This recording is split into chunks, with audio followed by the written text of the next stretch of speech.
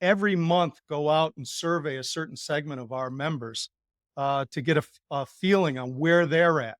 Are they thriving? Are they suffering? Are they struggling? And from a financial standpoint, and looking at it in through these surveys, we're able to better identify opportunities where we can help.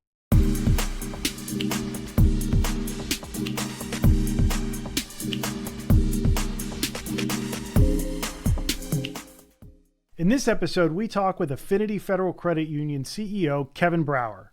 Kevin shares his experience taking the role after the 27-year tenure of his predecessor. Kevin also shares Affinity's strategy for increasing relevance with the younger potential members and their unique holistic approach to personal wellness built on constant feedback and surveys. Kevin, thank you for being with us today. It's great to be with you, Rich, on a beautiful sunny day here in New Jersey. So why don't you tell us a little bit about Affinity and your, relatively recent ascension to CEO and president, and a little bit about your background to kind of get us started. Sure, Rich. It's be my pleasure. We Affinity is almost a 90-year old institution. Next year will be our 90th year in operation. Originally founded on and with the AT&T company as its main sponsor. We've grown since then to have thousands of select employee groups as a member base. We serve members throughout Connecticut, New York, and New Jersey primarily, although we serve members in all 50 states and some foreign countries as well. So And it's has that primarily been organic growth, just like expanding your field of membership, or yes, was it's okay? basically expanding the field of membership Mhm. and also going deep into the community around our branches. So it's been a natural organic growth. We did have a indirect program for the last few years, but we've cut that off based on some negative results with delinquency and write-offs and so forth. But for the most part, it's organic growth now as we go forward. Affinity's a little over 4 billion in assets at this point, and continuing to grow. And we have about 500 employees serving about 230,000 members at this point. So, great organization. I've been with the organization about 9 years now, and just was appointed CEO about 20 months ago after a long-serving CEO for 27 years retired. So it was a new time for Affinity as we go forward. It was a privilege to be able to be selected by the board to continue on with the many strong facets that Affinity brings to the marketplace. So tell us a little bit about your background before Affinity. Like, what kind of have you done in finance? And I understand there's some tech in there, and then how that kind of made you the right person for Affinity, and then the right person for this role, I guess. Yeah, Rich, I think that, I've had 34 years of working with or for credit unions. So that's a pretty long history. Before I started with credit unions, it was the normal progression for a CPA. I started out in public accounting, went to internal audit, uh, went to controllership, went to various levels of size companies. I worked for Big Eight public accounting. I worked for Fortune 500. I worked for an Inc. 5000. All of these in preparation to the point of entering the credit union space. My entrance into credit unions was actually with a corporate credit union, where the majority of my time was spent. Corporate credit unions are the wholesale provider of financial services for credit unions. So it was a natural leap then to go into what we call natural person credit union, those that credit unions that serve consumers. So it was wholesale to retail, and it definitely prepared me. And I was very fortunate over the course of my career to be able to oversee all aspects of a credit union. So it wasn't just finance; it was all aspects, payments, human resources, marketing, all of the elements that a credit union gets involved in. So I was very fortunate to have those opportunities, and certainly when this opportunity for CEO came along, I felt that I was well positioned to be able to have a good resume to submit to the board. Now, in your past, you would work for Vsoft at one point, correct? Yeah. That's correct. Would they consider themselves a fintech, or was that More or less, it's a passe? fintech. Yeah. More or less a fintech. It was an early fintech. It was a payments provider, and but they did a lot of their own development work with software and those kinds of things. So yes, it was also a fintech type operation as well. So how did that experience impact or shape your persona, professionalism, or at least your view of the market, I guess? Yeah, I think as you take a look at it, it was an opportunity to get into or in the early phases of understanding how technology was going to drive our being as we go forward. So for me, it was being able to get into the nuts and bolts and seeing behind the curtain what goes on in fintech world and how they're trying to develop, how they're trying to move fast, and the agility necessary to be successful in that particular space. So you had this career that was pretty broad in the industry and exposed you to a bunch of different um, elements of it, and now you find yourself, in the chief role. I imagine it's difficult coming in behind somebody who had such a long-standing and successful run as a chief. How do you see your position? Like, are you very much, I know caretaker is the wrong word, probably from a strategic standpoint, sustained success. Like you don't necessarily have a change mandate, or do you see, hey, I'm here to kind of take us through a next phase of what we're doing? Well, it was kind of I would say it's a mixture of both, Rich. I mean, I think that at this point, the way it's worked out is I've certainly taken elements of the past, but also kind of changed the strategic direction. I mean, we were definitely more national based with indirect lending and those kinds of things. And what I did is I switched it and made it more local. So we're definitely changed the direction of growth to be more along the lines of our core marketplace and moving it very quickly and working with the organization to get them to change their mindsets and, as I call it, make a difference in our members' lives and in the communities we serve. So how are you doing that? Like, what does that look like from an execution standpoint? If other than maybe pulling back on some of your indirect programs or that aspect, like what are you doing locally from a branch or from a partnership standpoint or whatever? What's the tangible aspects of that? Well, I mean, one of the things is we have launched and educated all most of our frontline staff now, probably almost 80 some percent of our frontline staff, both phone and branch, in what we call well-being.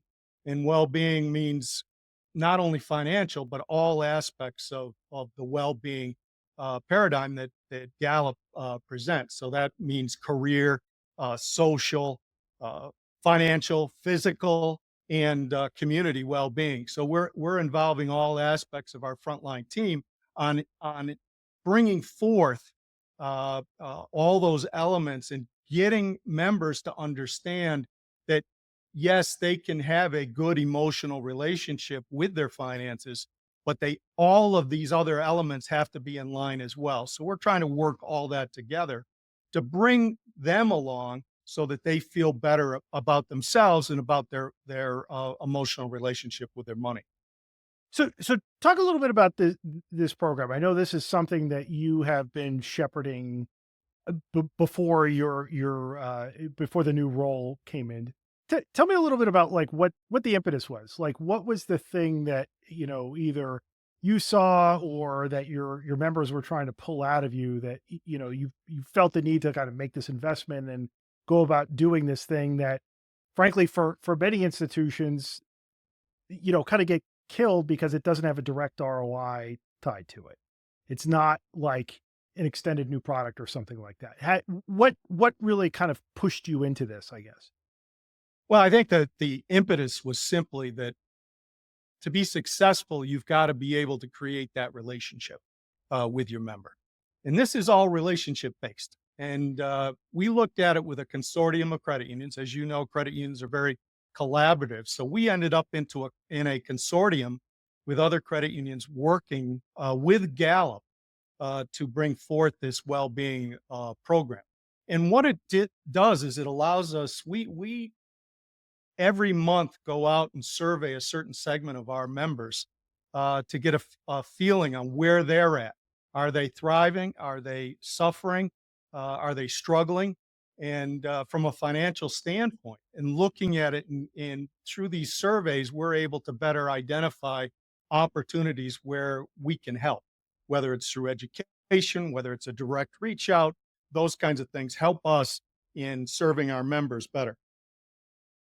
So that's interesting that the basis of the program is survey. I mean, that's kind of Gallup's main thing, right? Is their survey capability, but it's being driven by essentially a feedback loop, right? I mean, that's kind of how this works out, as opposed to, hey, here's some maybe tied to like an academic study or something that says, here's where people in maybe several different segments need to be. And here's a bunch of resources that help you get them there. Go forth and deliver this in whatever channel you think. H- how maybe is this different? The fact that you have this continual feedback that, it's really trying to adjust to, I mean, maybe near real time situation that your members are in. Yeah, I mean, Rich, I mean, when we take a look at it, uh, this program is basically agnostic in terms of generations. Because as you think about it, every generation has some kind of relationship with money. And as you take a look at it from a Gallup standpoint, where does each individual feel in relationship to their emotional financial situation? And that's really what's being measured here as we go through the process. There's a whole series of math that goes into it, and there's various questions that are asked every month so that it can be compared back and forth. But it really does point out some things that are really kind of eye opening. 15% of our members are food insecure. So what did that do? Well, that means that, we are partnering with food banks, and we're partnering with and have our own food bank, and we're going to do food drives. All of these things that we can pick up that there's a need by our members. So we're trying to answer that need in the communities and through partnerships that we have. So other than driving maybe strategic initiatives like that, how does the what you're learning through this program, how does that impact, things that are a little bit more rubber meets the road, thinking about like customer experience, like how does it change again the relational aspect of what you're trying to do from a customer experience? Well, when you think about it, any relationship starts with the ability to have some kind of two-way communication, and whether it's technology or whether it's face to face, both of those need to be moved along, and that's what this well-being program is all about. We have our frontline team trained now to be ask questions, but more importantly, listen to the answers, listen to the member, trying to figure out where Affinity can help. We don't push one single product or service to a member. What we're trying to do is figure out what that member needs at that moment in time. So it changes from member to member, and in this particular program allows us to ask those questions and then have that deeper relationship. And as we both know, the personalization has to come, and we can then personalize programs and responses accordingly. So how did you manage the program? I guess from initial rollout standpoint, right? Because it sounds like to a certain extent this is changing the way at least your frontline employees do their job, right? What is asked of them. This is getting into a question that's eventually going to be a conversation about a member's potential food insecurity doesn't normally fall within the operating manual of a teller, right? I mean, That's correct. yeah.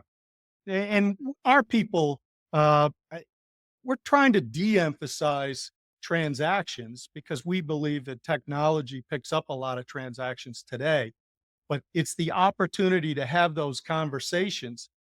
They can be over Zoom, they could be over a desk, they could be using technology. Any way we have the ability to communicate with the members, we get to learn from them along the way. Obviously, we don't walk in and say somebody's food insecure or you're sounds like you're food insecure, but just engaging in general conversation, that trust level, if you can build that trust level, Rich, it gets to the point where the members are very open with you and are much more available to us and they basically come across with their needs. And that's what we're here for. That's what we're trying to do by making a difference is listening and then meeting those needs as the member defines them. So what was I guess what was the hard part of doing this? What was the difficult part of you're starting from something that maybe existed in a pale version of itself before, it didn't exist at all. In rolling that out and kind of bringing the team along and selling them on the idea to that extent, and the reception by your members, or maybe the integration from a technology standpoint about just how business processes work. Like what did you find was difficult? What took the most effort from maybe like a change management standpoint? Yeah, I think that change management it's a cultural change. You've got to get that cultural change throughout the organization. So my message to the entire organization is even though it's a frontline driven program, we all in the organization have to participate and we've got to know each other as well. So the program extends both from front to back and back to front. And we all have to be supportive of one another and then ultimately the member. So it was a cultural change. The implementation, uh, you've got to train everybody to be advisors instead of just widget movers, and so that takes time, and it takes a certain element of empathy and other aspects that people need to be involved in to be able to see the difference that they're making in somebody's life. We Many times I want to have the stories come back from the front line so that everybody can understand the difference we're making in our communities and with our members. I think it's very important that they see the tangible results from as you said, it's just packaged in a different way. But I think credit unions have always tried to do this. The whole people helping people concept of credit unions is coming through this particular initiative. So the training aspect of this is this something that you got support from the outside through Gallup or another organization, or did you build all this yourself? Well, it's all run internally by our team. We have a wonderful people and culture team that runs a lot of this, but it's also supported by the branch and the call center management that are constantly reinforcing and certainly talking about this kind of activity on a regular basis. But yes, there were certain, and the consortium also helped too because we were able to exchange ideas on how to accomplish some of these things and keep the initiative moving forward. That's interesting because a lot of the organizations we've talked to look to, at least from a playbook standpoint of somebody else, a vendor or a trade group or something. There's several fintech organizations that will do like ready-made education packages that could be layered into what you're doing. But it sounds like you took much more of a we're going to build this ourselves, and this is going to be something that, at least probably in the most important ways, is unique to you. It's something that is differentiating from your customer experience. Is that a fair That- statement in how you went about it? yeah, that's a fair statement, Rich. I think what we're trying to do is use it as a little bit different approach into the marketplace. But I think that the actual uh, education for our team, it was important to be consistent with the using internal resources to apply it the same way each and every class, as I call it. In fact, I'll be attending a graduation ceremony in 2 weeks as we celebrate the graduation of these folks as they go through the program. And it's something that they're very proud of, but also something that the executive team is very proud of as well. Now, when it comes to financial education and those kinds of things, yes, we're still using outside resources. We're still going to partner with fintechs and so forth to provide education for the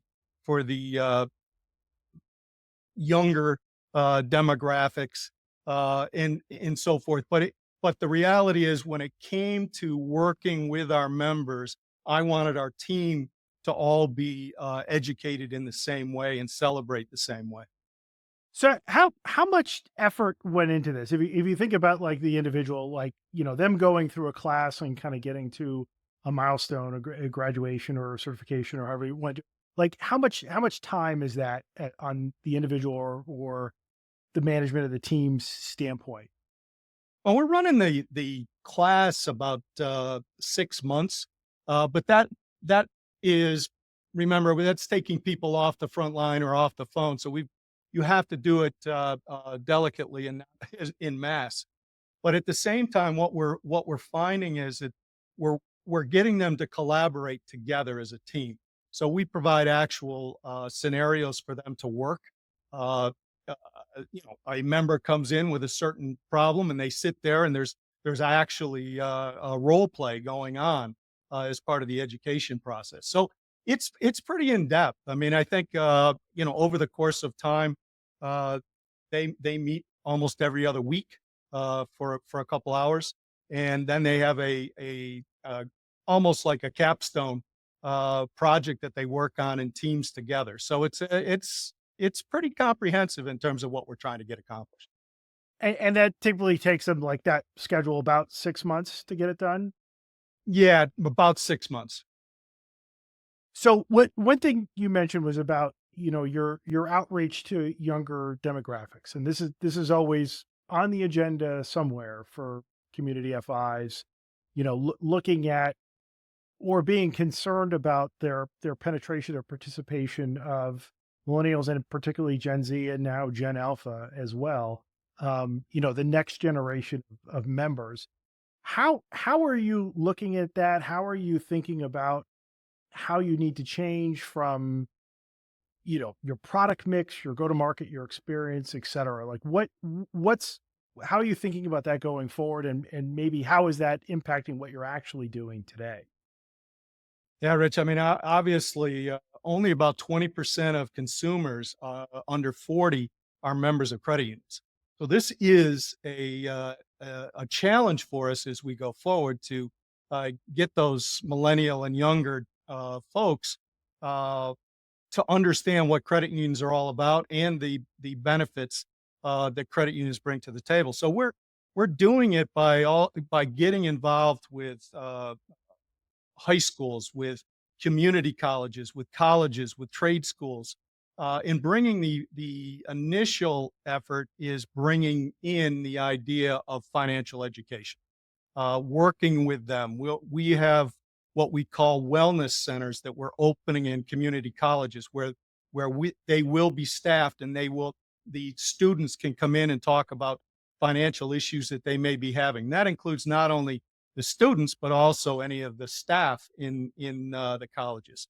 So we're trying to get that relationship built early in the process. In 25, we'll roll out a new education program, education program for the probably 13 to 18 group. Again, using technology, putting a debit card out there, educating them, allowing parents to oversee the program and their participation in it. They can pay them an allowance through that particular program so that they begin to learn what it is like to earn money and to also spend money, and how much are they spending.